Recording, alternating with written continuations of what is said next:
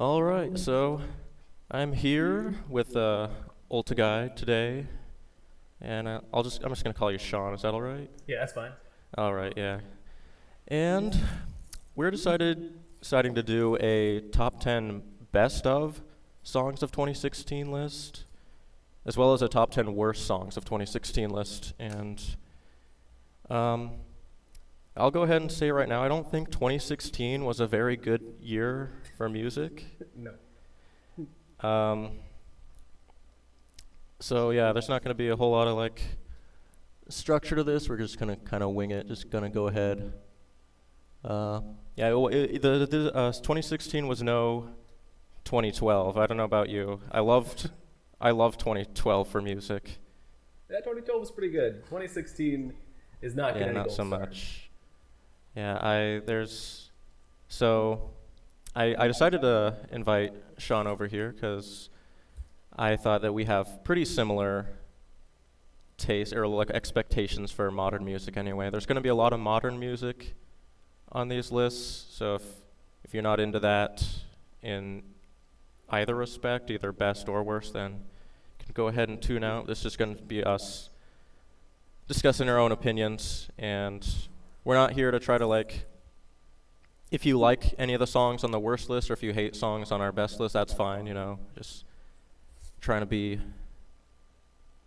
just observational and just try to get our thoughts out. You agree? I agree. All right. So I guess we'll go ahead and start. I'll go ahead and mention that both of us had trouble completing a best of list, and they're even on.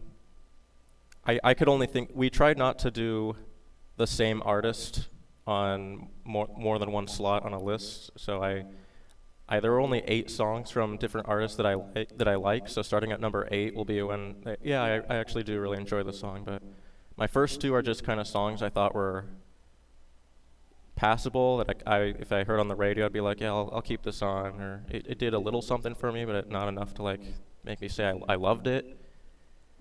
Anyway, do you want to go first or do you want me to?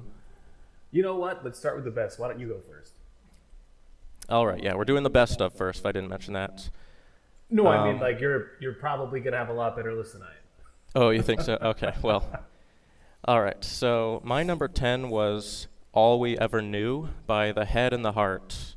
It's a song that didn't get a lot of radio play on many stations. I heard it on a Seattle station that plays a lot of alternative rock and like local artists, and I think the artists, The Head and the Heart, are from Seattle, and I mean it's a fine song. I considered like adding it to my playlist several times, but they're just it's just a little bit off for me. You haven't heard that song, have you? No, actually, I've never heard it. Yeah, I'll try to ask like after every song if you've like heard it so we can have like a discussion if possible. But if not, then I'll just say what I thought. But yeah, it's kind of folky, kind of there's some violins. I really like the violinist in this band, whatever she is. She's a violinist, but like I don't know. She's pretty good. The song is a little bit I don't know, kind of like Kids Choice Awardsy. Like there's a lot of like la la la la la la, which kind of take that or leave it. But it had there's the vocals had some good emotion in them, especially during the bridge. Just could really hear it, feel it. But yeah, it was okay. It was good. And that's All We Ever Knew by The Head and the Heart. Anyway, what is your top 10? I'm not going to go in like a 10 to 1. We'll switch it off. So I say one, then you say one. So what is your number 10 best, Well, Sean? after looking at most of them, I honestly thought number 10 on the list would be Starboy by Daft Punk. And at first, I really did not like this song, just because it was kind of annoying. But the more I listened to it, it kind of grew on me. And I don't know. I mean, the song itself, it's just got a nice beat to it. I think that's actually what I like about it most. Is the lyrics are all right, but I kind of like the beat to it. It's all right. Yeah, I did hear that song a couple times. It wasn't for me. It wasn't. I'm kind of like, and I'm kind of like hoping, just for like interesting commentary sake, that eventually like one of our like top 10 best songs will be on the other's top 10 worst. Yes. Because I think that'd be worse, or that'd be funny. But um, there's a few Weekend songs I've heard. I haven't heard very many of them. That's probably one of the more easy to listen to for me. I didn't really think Daft Punk contributed a whole lot to it in terms of the feel, in terms of the daftiness. Exactly.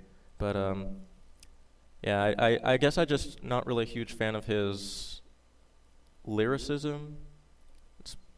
But I do agree that like the sound of it, like the production was pretty solid. So I could see that. It's a pass. All right. We got All right. one.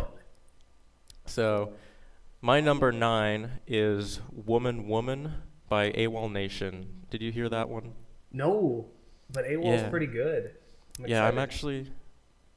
actually I've gotten a lot more into AWOL Nation over the past year after their second album came out, and I would have put a song like I Am or Hollow Moon off their recent album on this list, but those didn't really carry over into 2016, so I couldn't do that. But this one, the album came out in 2015, but the single Woman Woman was released in 2016, and I heard that a lot on the same station I heard All We Ever Knew on.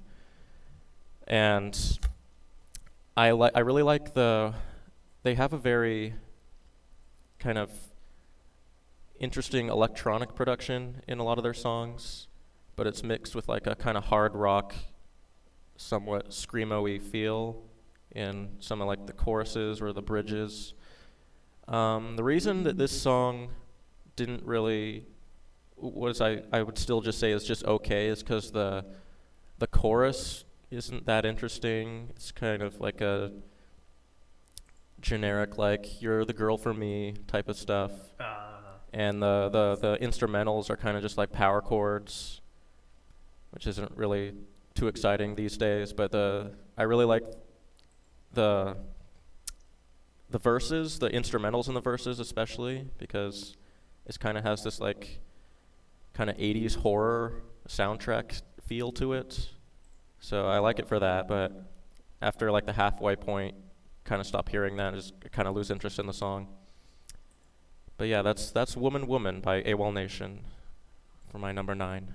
What is your number 9, Sean? My number 9 wasn't actually released in 2016, but it got very popular in 2016. That's fair. That's fair. It's This Girl, Congos vs. Cookin on 3 Burners. Now, when you say the title, you probably don't know what it is, unless, do you know what I'm talking about? That is a song I've not heard of, no. It's got like this funky kind of like jazzercise beat to it. You've probably heard it. The thing is that you would never guess the actual song based on the title. Trying to think of some good lyrics from it because it's more just kind of like a dance beat. So this was like a hit, like a top 40 maybe? Yeah, actually, it was one of the top hits. They played it all the time on the radio for a while, and it was actually one of the few I actually added to a playlist I searched out for. But if you get the chance, listen to it. It's just got like a nice funk feel to it. Yeah. It was made kind of a few years ago, so it's still got a decent quality, or at least for nostalgia purpose. But that was actually pretty good. It's what I can see a lot of people dance to. What was that song called? Some girl burning on a fire? Something? This Girl, Congos vs. Cookin on 3 Burners. Okay, all right. Yeah, you'll have to. I will forget that immediately. So yeah, send me that and I'll check it out. Okay.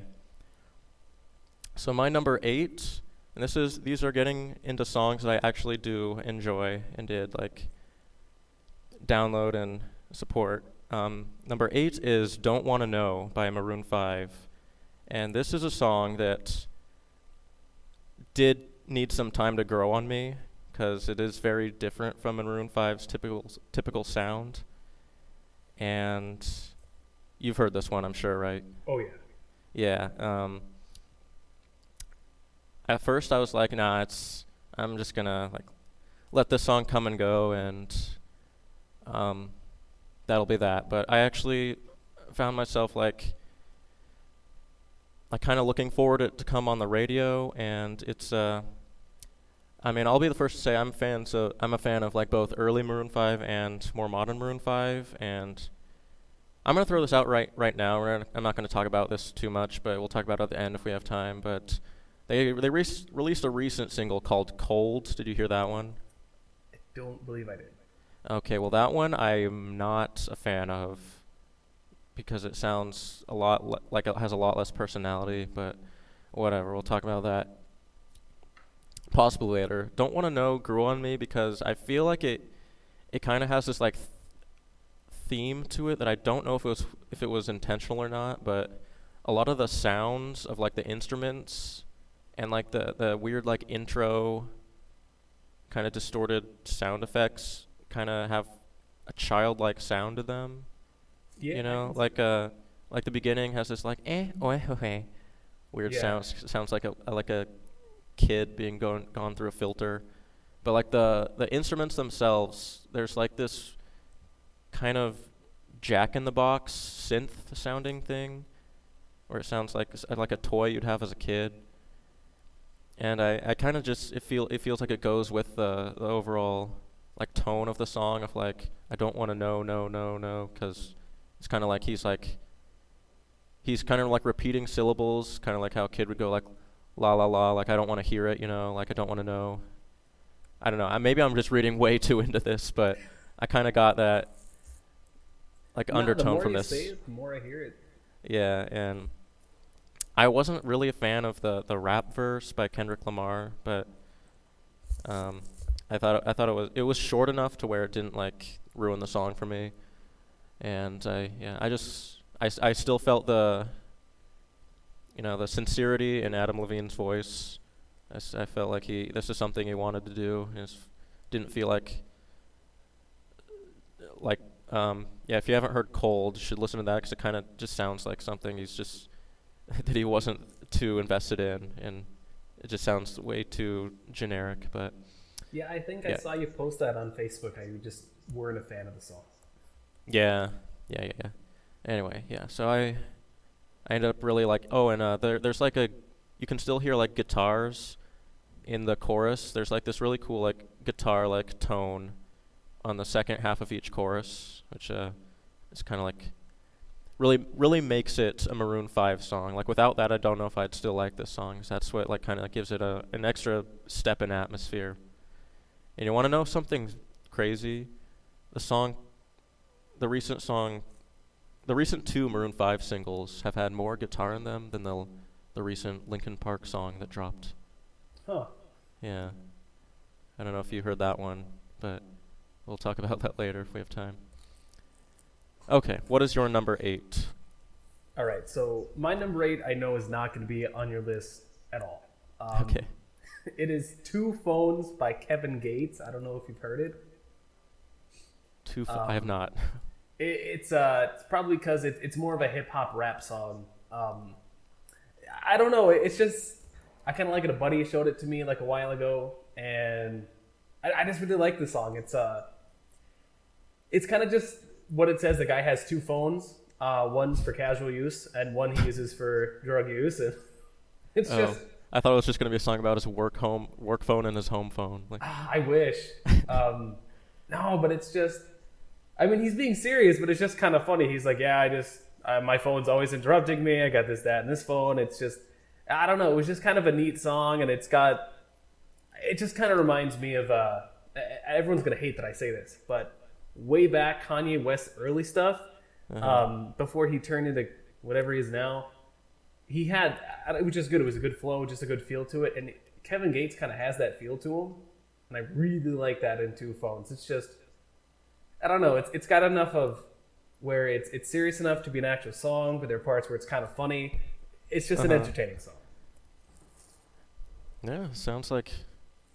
Is it like mostly satire? Because it kind of sounds like kind of like a personal perspective in the way to describe it. He has a little bit of satire in it, but it It is like for real though. yeah. Like it's okay. Yeah, it sounds like it is an enjoyable experience. All right, my number 7 then is "Not Easy," which is a song conducted by. It was like orchestrated by a producer named Alex the Kid, but he didn't actually sing in it.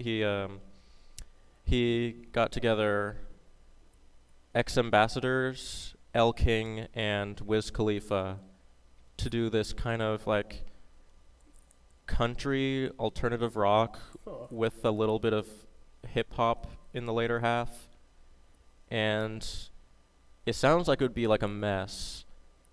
And I'm still like not I don't fully believe that Wiz Khalifa really improves the song, but I kind of like he's not like his usual rappy self and usual he is rapping like but like it's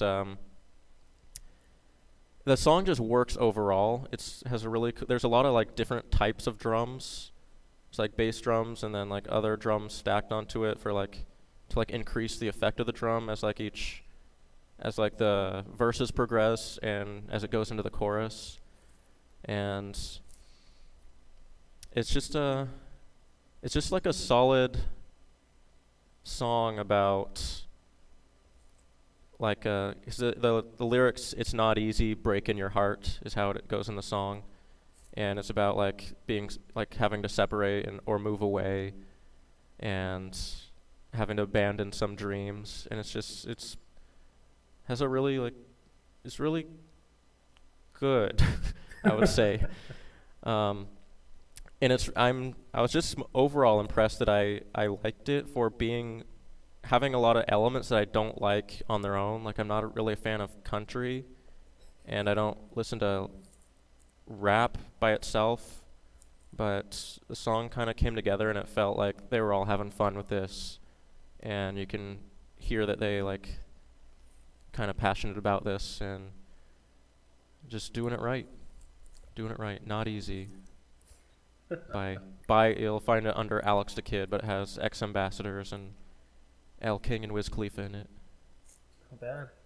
I was gonna say anything with country, and then when the next line you hear is rock or hip hop, red flags go off for. Uh huh. Like cowboy dubstep would be something I'd be very precautious to listen to. Right. But I'm gonna give this one a listen. It sounds all right. Yeah. I mean, it's not really the instrumentals aren't really all that country, but kind of like the overall like theme and the fact that it's like a man and a woman like singing a duet kind of, and El King's voice is very like country like, but it just works. It works really well. All right. So that's all I have for that. Your number 6. Would it be number 7? Didn't. No, I did. That was my number 6 because I did All We Ever Know, Woman, Woman, Don't Want to Know, and Not Easy. Oh wait, oh wait, no, I'm just counting wrong. I'm just an idiot. Yeah, that was number 7. All right. Well, my number 7 is All Time Low by John Bellion. Have you heard this one? I think I might have. I know I've heard that song name at some Uh, point. It was one of those where I heard it first, and this kind of has a theme with the list I didn't really care for. But the Yeah. more I listened to it, the more I heard the lyrics, I actually thought it was pretty good.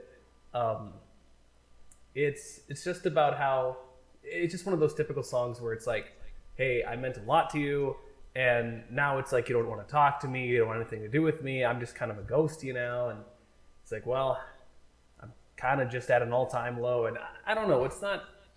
It's a song that if I heard back when I was like 15, I would have related to a lot. But now that I'm 22, it's not one I can be like, oh, that's exactly how I feel right now. But it's actually pretty good. It just kind of made me nostalgic. And I don't know, if you haven't heard it a lot, I'd say give it a listen. All right. Yeah, I'll have to send me that. We'll exchange pleasantries after this. All right. So my number 6 then, not 5. My number 6 is "I Took a Pill in Ibiza" Oh, by Mike Posner. And it is there are two, well, at least two versions. There's the original, which is like acoustic, I think, that Mike Posner released.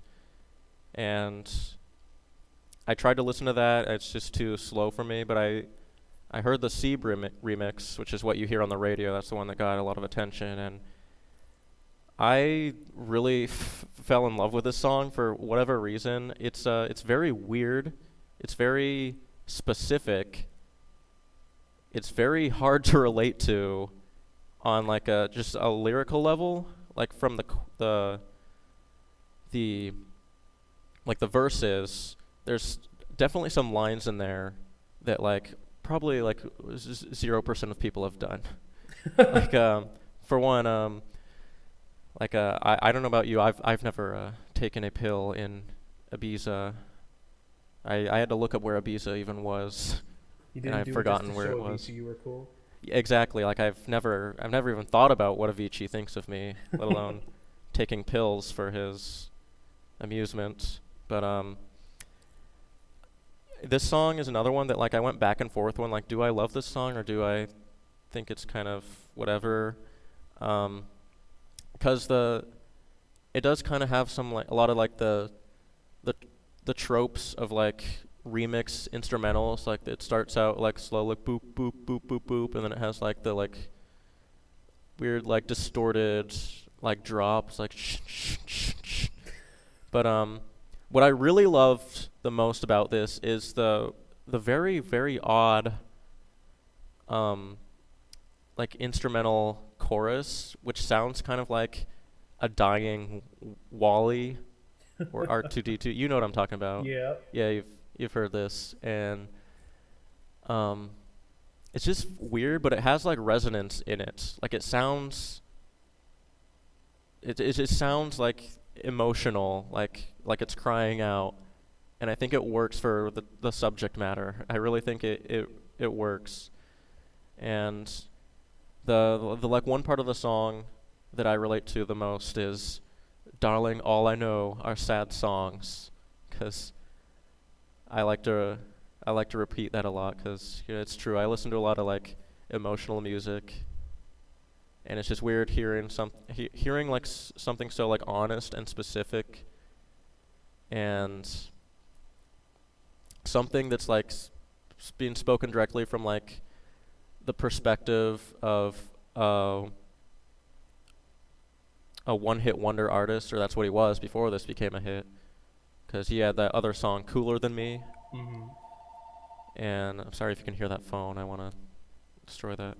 I But thought that was me for a second. I'm like, I didn't even think I had a phone. yeah, but yeah, I really like just how effective it was on me, while simultaneously being about a lot of stuff that I have no connection with at all. And I love the way it sounds and the way it amplifies. Yeah, it's an interesting one. Probably the weirdest song on this list, I'd say.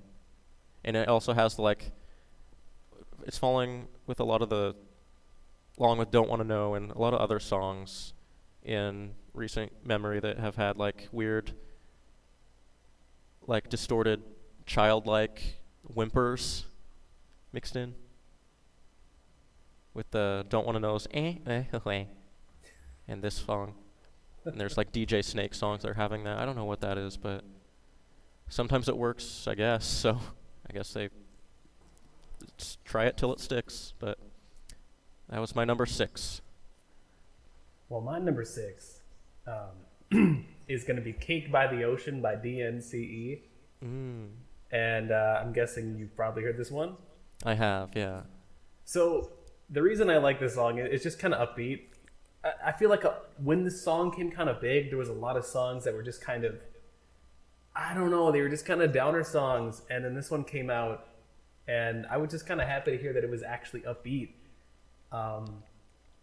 So one of the little things that I've kind of heard about online is that it's not actually about Cake by the Ocean, and I kind of figured that. But for the longest time, I just thought, you know what? I would love some Cake by the Ocean.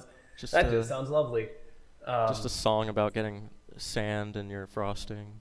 Sand. Just Well, that could oh also man, be an innuendo. sand in the frosting. Uh, But I just kind of liked it. Just again, it was just really upbeat. The lyrics were nice. I'm trying to think of any other specific things about the song I liked besides the fact that when it came out, it was just one of the few songs that were just like, all right. I don't know. What do you think about this? it's it's fine. I thought it wasn't. It was one of the more um it had more. It felt closer to like older styles of music, which I thought was kind of nice, 'cause it felt more like had more like rock elements into it than just being pop. It had more kind of like those 90s like along with the beach theme. It just kind of had that. It followed kind of like that Yeah. motif. It kind of had like instrumentals that reflected that. But yeah, I thought it was competent. Didn't really do anything for me, but yeah, I try to do my best not to offend anyone if like I'm talking about a song they like. If you But come to me as at my number one and you're like, I hate this song. This is the worst thing that's ever happened in the history Right. of ever. I'll be just fine. Okay, no no angsty teenage comments in the forums here saying that you don't have shit for taste in music. But as for the band itself, I'll talk more about that on my top 10 worst songs. Oh my god. But I won't spoil. That's not the song on it. But I'm excited. All right. we'll see. All right. So my number 5 is "Birds" by Coldplay. This was released off their last album, A Head Full of Dreams. I was thinking about doing "Adventure of a Lifetime" because that song did pick up more in 2016, but I probably would have had it on my 2015 list if I had one for last year.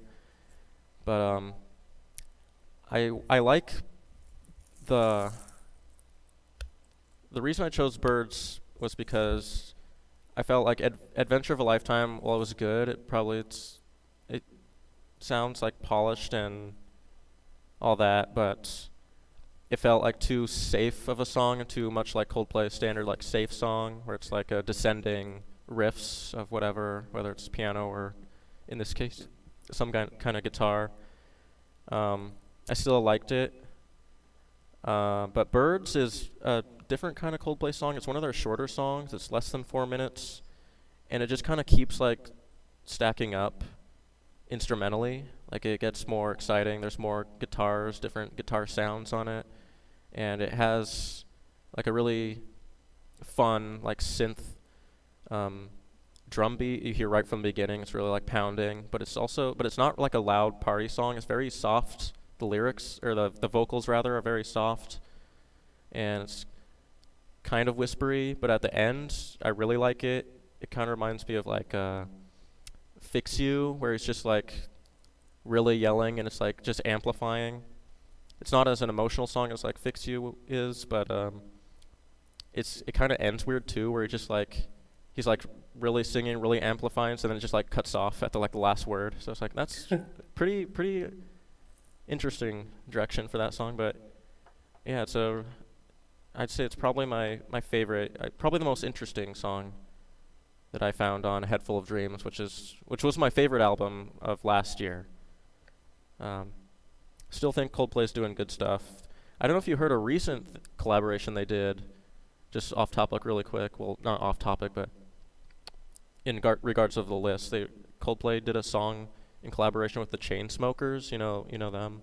They're doing all these Oh yeah. electronic songs. Yeah, and I actually love that song. There wasn't really a Chainsmoker song I really cared for before that, but I love it and I recommend it. It's called "Something Just Like This." It has Chris Martin doing all the vocals and the band's doing some of the instrumentals too. But yeah, I like the direction Coldplay's taken. I like early Coldplay too, but I think they still are really into it and really doing what they like, doing some fun things. And Birds is an example of doing something exciting. That's my number 5. Well, my number 5, and I think I don't recall, but I thought I read somewhere that maybe you weren't too fond of this song.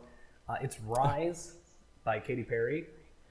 Yeah, I didn't hate it, but yes, I feel a lot of this will go in an interesting discussion because there's only like I'm not gonna take it away. I'll let you like say what you want first. No, I was gonna say it like I love that most of my list is I mean it's all right. It didn't do a lot for me. It was all right. Just well, jaded. the reason I like Rise, not the music video was all right, but I liked Rise because it was like a really inspirational song. It was just kind of just keep on pushing. It was one of those songs I kind of like to play when I work out, and I don't know. I guess maybe it's just me and it's kind of my motif, but I'm always like I'm gonna be better. I'm just gonna do more than everyone and everyone else around me. So hearing that song, I'm just kind of like, yeah, that's exactly how I feel right now. So every time I hit the gym, I want to play that at least once, whether it's lifting weights or right when I'm just like almost about to quit so I can do like one last set on something or maybe a couple more minutes on the treadmill. It was just something nice. It's, I mean, you've heard it. Oh, yeah. I mean, don't get me wrong. I've always been kind of a fan of Katy Perry. It's kind of different for her. A lot of her stuff is just kind of pop. And this one, it's different enough. But I don't know. I can't say I like a lot of her newer songs, but this is one of those where I actually genuinely enjoy. Fair enough. Yeah, I found the lyrics were fine. I like some of the imagery she's did with like a vulture circling, and her vocals are fine. It's just the beat was a little bit empty for me, and I didn't like the I don't even know what it is, but it's in like a lot of modern songs, especially hip hop, or it's like the like ticking sound, that starts in the chorus of that song. It's like I don't know like what's that supposed to do, like what perspective is from producers for. I mean, I guess it's working because people are buying it because those are the songs that are popular, but I guess it's something in the kiddos' blood. They like it. But yeah, I'll say right now, I really, really am digging the new Katy Perry song, Chained to the Rhythm. Did you hear that one? No, I haven't. Oh yeah, the lyrics are more like, they have more of a message than previous songs, and it's not like really like, on the nose, like, if you follow Katy on Twitter, she's very like politically active and has it's not like the song doesn't like get into politics or anything, so it's not like a downer like that. But yeah, it's interesting, and it's about like seeing things from a new perspective and not just following things blindly, and has a pretty fun like disco beat to it. But yeah, that'll be for next year's list possibly. We'll see. All right, so my number 4 is Take It From Me by Congos. Did you hear that one? I think I did. Yeah. It sounds like something I've heard before. It saddened me that this didn't get too much attention because I was really impressed when I first heard this song. It's not too often that I hear a song for the first time and immediately like love it. Usually I have to like think about it for a while, let it digest, but I really love the instrumentals on this song, and mainly Congos, if you don't know, for like the audience, not just you, but is the band that had that accordion rock hit a couple years ago, Come With Me Now. Oh, yeah. And this was the lead single off their second album, and it does. My problem with their first album, I like the song "Come With Me Now," but it started to feel too samey after a while, and this song kind of changed that. And the album has a lot of variety on it too. This one I feel really stands out though, because it feels like more colorful, has more unique sounds to it. It has like interesting like guitar riffs, and like interesting use of like layered sounds with drums, and just the lyrics are I'll admit like are just okay, because they're it's kind of weird hearing like a band like this sing about, because the song is about getting full of yourself after like finding fame, and so she's like saying take it from me, like when you start it's just a matter of time, and it's like, I mean, come on guys, you had one hit single, like, but but like no, I still love it though. I still love the way it sounds. It's the song just like flies by because I think it's so well paced. It's one of those songs that keeps like changing the way it sounds, the dynamic. Like I never know. I forget, like, am I at the first chorus or the second one? And it just flies by, and it's a great time every time I listen to it. It never feels like it's like, is this song over yet? It's good. It's a fresh sound, and I even tweeted that to them. And I'm like, hey guys, this is one of the first times in a while I've heard a song that just sounded so immediately fresh to me. Yeah. Did you get the retweet? I think I did actually. I think they followed me. They haven't like liked anything since, but I mean, there you'll find Congos followed me on Twitter. Not bad. Yeah. That's my number 4. Well, my number 4 is 24 Karat Magic by Bruno Mars. And I really like this song because I honestly feel he was really witty with how he wrote the song and all the lyrics. Like, there's one line where it's I forget what the exact, but it's blame it on Jesus, #blessed, they ain't ready for me. And it was like, I don't know, I just felt like out of all the songs that came out that were literally just copy and paste something a first grader wrote, the fact that he actually had a little bit of wit in this song, I just really liked it. It's just one of those upbeat, you can roll your windows down and kind of cruise downtown with it. I like it. Okay. Yeah, I have heard that song a few times. Yeah, Bruno Mars is a mixed bag for me, because I find myself resistant to Bruno Mars because You don't fight the feeling, invite the feeling. I don't know, but yeah, I think, I don't know. Moving on. I'll go to I'll talk more about that in a bit. Trying to hide the fact that you hate Bruno Mars. I won't hide it. I think he's kind of misogynistic at times. Some of the lyrics are kind of gross and perverted, but Maybe I'm listening to the wrong songs. I guess so. Isn't there a song that's called like "Your Sex Takes Me to Paradise," something like that? I think I've heard that. And there's another one where he's like, "These young white girls will be the death of me," and like, dude, that's gross. Anyway, my number 3 is "Low Life" by X Ambassadors. This was a song. This was just X Ambassadors, a song that they made off. It was off their recent album,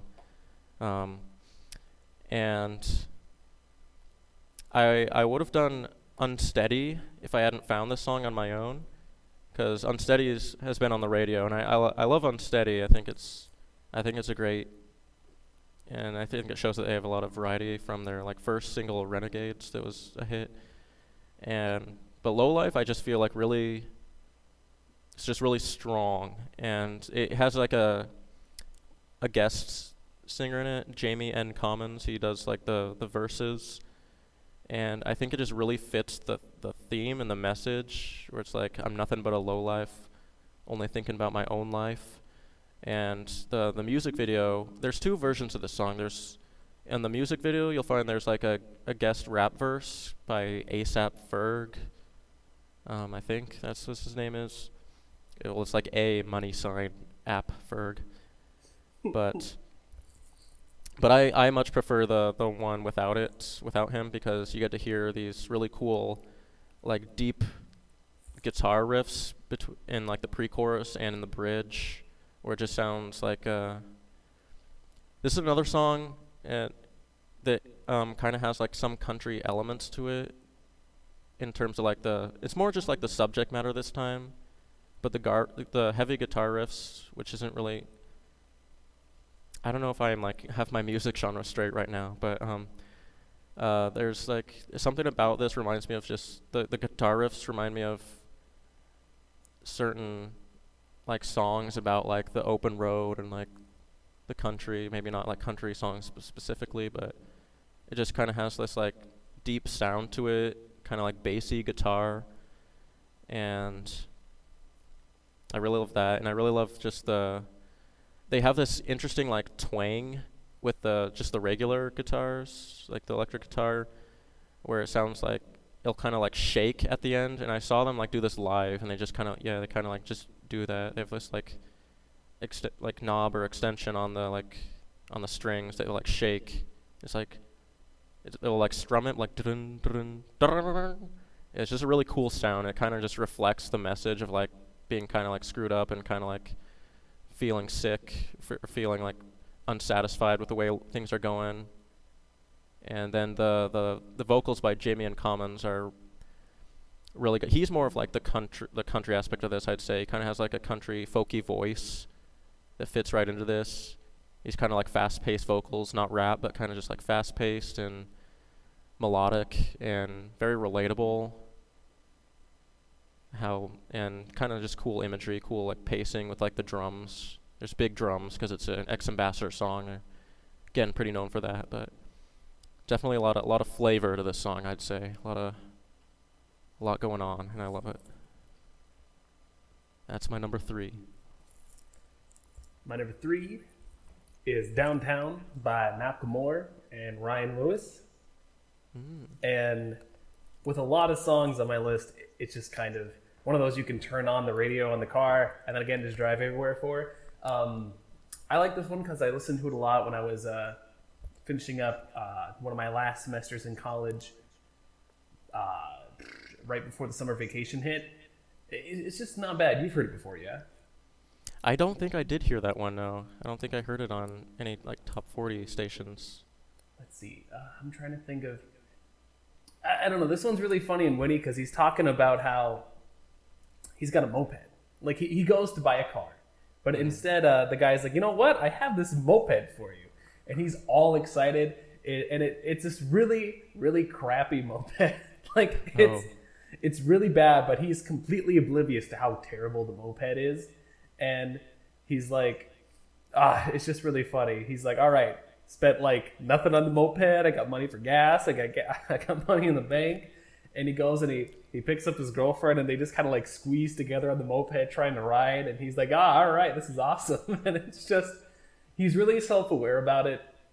And it just makes me laugh. Yeah, that's interesting. I haven't heard a satire by Macklemore. There's a lot of songs that if you know where to look, yeah, then you'll be like, oh my gosh. Like, there's one he released, I want to say 2004. I won't mention it here, but Antline, if you listen to it, you'd be like, that's actually horrible. How does no one bring this up? Okay. But, early Macklemore. Yeah, exactly. It's one of those like, really? You made Macklemore after this? We're going Backlemore in time. Oh my gosh, Macklemore. My number 2 is Singing Low by The Fray. Oh my gosh, I love The Fray. Did you hear that one? Their last single, Singing Low? I think I did, but I've only heard it once. Yeah, it's they played it. I heard it once on one station, and then never again. But I mean, The Fray, I love The Fray. It's my favorite band. I think they're really kind of just like chilling back these days. Like they didn't make a video for Singing Low. They just kind of like, here it is on Spotify and iTunes. Just kind of sad, but also like kind of respect that they're not really aiming for fame these days. And they're just kind of like taking it where it comes, and Singing Low, I think, is just a perfect example of how a band can progress, sound more contemporary, and still retain their original style, and also bring something really fresh sounding, really cool sounding. And I love this song. I think it's I think it's highly underrated. It has really cool sounds in it. There's some every time I listen to this, it just like resonates. There's some this interesting like guitar like something guitar like a I don't even know. I'd have to see it. It's kind of like a twang, but like with like a modern guitar, and it just reminds me of like a lot of different like atmospheres at once. Like kind of has like a the song kind of has like a interstellar like spacey feel in the beginning, and then later it kind of has more of like a gutter like dumpster feeling, which sounds like I'm insulting the song, but really it just kind of it feels right. If it doesn't feel like it's meshing, and I guess one thing I'll say is at the beginning of the song, I was kind of when I first listened to the song, I was kind of on the fence at first because it wasn't doing anything for me at first within the first verse, and it kind of has this kind of poppy-ish, a little bit too mainstream poppy-ish lyric of like my heart beat beat beat, and like that's kind of sounds like a pop cliche to talk about heart beating and stuff, and especially when you like repeat it like that. But as soon as it gets to the chorus, like I loved this song. It's very the lyrics are very falsetto, very emotional, and it does them in such great time with like the instrumentals. That it amplifies it, makes it sound like deeper, especially during like the bridge when it's going back to like the interstellary sounding bits, and there's like this bass line of like the keyboard. It's like going up in time with like the vocals until it like syncs up with the note, and it just makes it sound really strong. It's hard to explain that, but if you listen to it, you might be able to tell. You might be able to tell what I'm talking about. But yeah, it's really satisfying, really good. It was a kind of a toss up actually between this song and another song on their best of album. They had like 3 new songs. There's another song they made called Corners, which is I think also really really good. Has a lot of interesting new sounds and very fresh, modern, and exciting. Yeah, but this song I feel just like really nails the atmosphere and hits a little deeper with the instrumentals and just the way it makes me feel.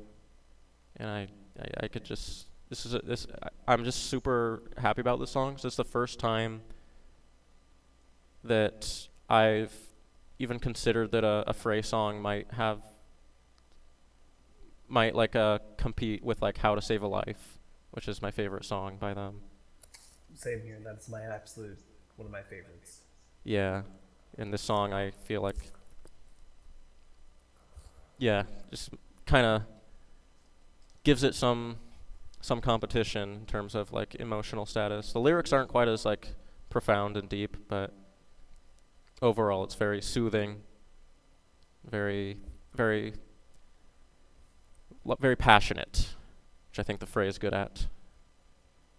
All right, that's my number 2. My number 2 is going to be kind of the black sheep on my list. It's I Hate You, I Love You, and it's by Nash featuring Olivia O'Brien. And the reason I say it's... What? One moment. Yeah. 8. Okay, sorry about that. I was just talking to someone. All right, go ahead. That was fine. But yeah, it's Hate You, I Love You, Nash, Olivia O'Brien. And the reason I say it's kind of the odd one out on my list is that most of my list is kind of upbeat, and this one's kind of the one that has more of a gloomy feel to it. And I like the radio edit a lot more than I like the actual song itself, because the actual song has a lot more swearing in it, and I feel it just kind of poisons the song. But You've heard this one, I'm assuming.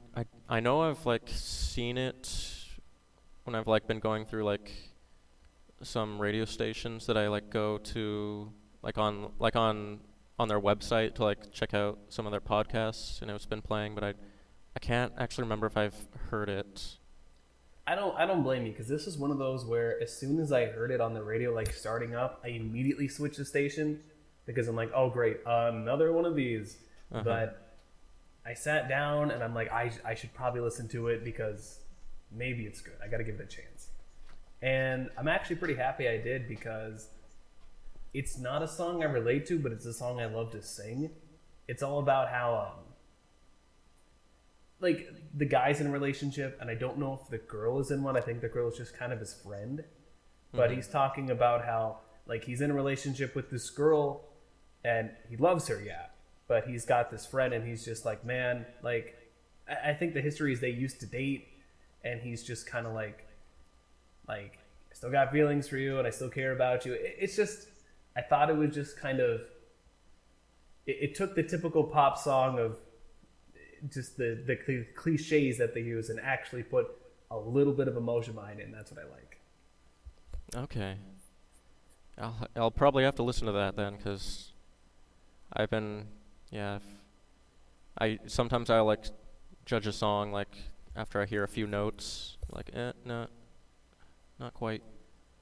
But yeah, if it does something like interesting, like if I just heard like a few notes at the beginning of "I took a pill in Ibiza," might be like, oh, did you know? All right, bye.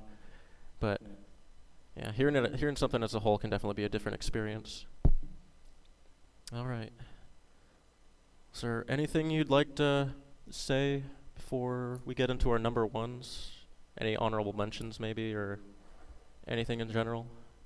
The only honorable mention I'd probably list is Justin Timberlake's "Can't Stop the Feeling." And the reason I say honorable is because at first I actually did like the song, but then I heard it played so much that I actually kind of don't like the song anymore. Okay. Yeah, I mean, it's hard to have an honorable mention when it was a struggle to even make a list in the first place. But they'll be honorable, or in this case, dishonorable mentions, as Watch Mojo would say, for our top 10 worst list. So I guess we'll just get into my number one. So then, my number one is "Kids" by One Republic, and I thought this was just a phenomenal pop song, just really exciting, just really really good One Republic stuff, and I like their whole album. Their album, which is called "Oh My My," would be my pick for best album of 2016. I thought I'm actually kind of not only like disappointed that this song didn't get into like top 40, but also kind of like shocked, because I mean it really fits into, it's a pop song, and like it's their style. They had plenty of other really like top 40 hits, and this song I think is one of their best. Honestly, this is one of my favorite. This got turned into one of my favorite songs after listening to it a few times. It's and it has kind of like a more substantial message than a lot of their other singles. Like um it's about not wanting to, there's like a lyric in the song that's, "I don't want to look back thinking days were better just because they're younger days," which I think is a really strong, powerful message, Yeah. powerful lyric. How they want to like live their life and keep making the best of it, and not just like live off of like nostalgia and thinking that times were better because they were more innocent and less responsibility. They want to like keep making memories, keep advancing and doing what they can as human beings, which they don't really mention that all, but I kind of like take that away, and I think it's part of it. It's part of it because it's subjective, but yeah, they mostly just sing about like what they did as kids and what their like dreams were, and then it just goes on to saying like, "Swear that we'll never die," and Yeah, it's a really good range for Ryan Tedder, the singer. Really good falsetto as well as like more lower notes. It has a really good sound. It's a lot of electronics, but they have definitely have some real instruments. They have like a organ in the bridge. It sounds good. Really gets pumped for the final chorus, and just some really unusual like sound effects. Makes it sound kind of like a choir in the background singing like one note, and then it's kind of like changes into something else. It's hard to describe it. That's why I like it. It's because I can keep listening to it and like not really fully understand like what I'm hearing, and keeps making me like curious. But yeah, really solid song, really polished. Just I love it. It's good, good, good, good shit. All right, and your number one. Now, at first, when I made the list, my number one actually was Mike Posner's "I Took a Pill in Ibiza" the C remix, Oh. because I absolutely love that song. Uh-huh. It's really good, but it was a little bit before we actually started recording. I was listening and everything, and I realized one of the songs I really liked and listened to was actually made in 2016. So my number one actually turns out to be it's a remix of "Take on Me," and it's by Ninja Sex Party. Oh. Huh. And the reason I like this is because, number one, I'm a huge fan of Danny Sexbang. He's probably one of my favorite artists of all time. I really like the original. I think it was released in the 80s, "Take on Me," and Yeah, he it's did the 80s song. song. Well, I was gonna say what? Yeah, it's an 80s song. Take on Me. But he did the song a lot of justice. Like, he performed it with Tupperware Remix Party.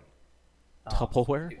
Yeah, that's a it's really, everyone he knows has a weird name. He used to play with them back when he was younger, and they did an amazing job actually making the soundtrack to it, and it was just really good. And he's a very good singer. He has a huge vocal range, and he did it beautifully, and he put his own little flair on it.